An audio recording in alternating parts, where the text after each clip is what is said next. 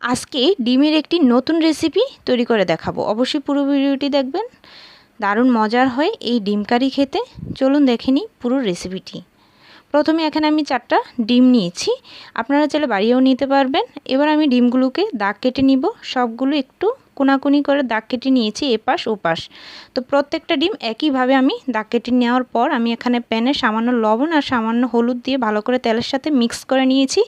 আর তারপর ডিমগুলোকে ছেড়ে দিয়ে হালকা করে ভেজে তুলে নিব। বেশি কিন্তু কড়া করলে ডিমের উপরের কাভারটা শক্ত হয়ে যাবে, তো হালকা করে তুলে নিচ্ছি ভেজে।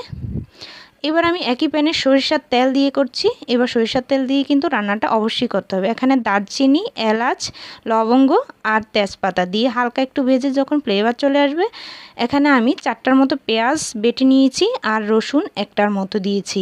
এবার এই রসুন আর পেঁয়াজটাকে বাটা ভালো করে দিয়ে 1 চামচ লবণ, 1 চামচ আদা বাটা দিয়ে ভালো করে মিক্স করে নেওয়ার পর এখানে জিরার গুঁড়া 1 চামচ আর এখানে টমেটো পেস্ট 1 চামচ দিয়ে ভালো করে নেড়ে চেড়ে হালকা মরিচের গুঁড়ো দিয়ে ভালো করে মশলাটাকে ঢেকে কষিয়ে নেব। ঝালটা আপনারা ইচ্ছে অনুযায়ী দিয়ে দিবেন। এবার আমি ঝোলের জন্য সামান্য পরিমাণে জল দিয়ে দিচ্ছি। যেহেতু এই ডিম কারিটা আমি মাখা মাখা করব, সেজন্য আমি জলের পরিমাণ কম দিয়ে তারপর ঝোলটা ভালো করে নিচ্ছি। এখানে কয়েকটা কাঁচামরিচ ফালি করে দিয়েছি আর দিয়ে সবশেষে আমি এখানে দিয়েছি ধনিয়া পাতার বাটা। আর তারপর একটু নেড়েচেড়ে নামিয়ে নেব। রেসিপিটি ভালো লাগলে অবশ্যই সাবস্ক্রাইব করে রাখবেন চ্যানেলটি। ধন্যবাদ সবাইকে।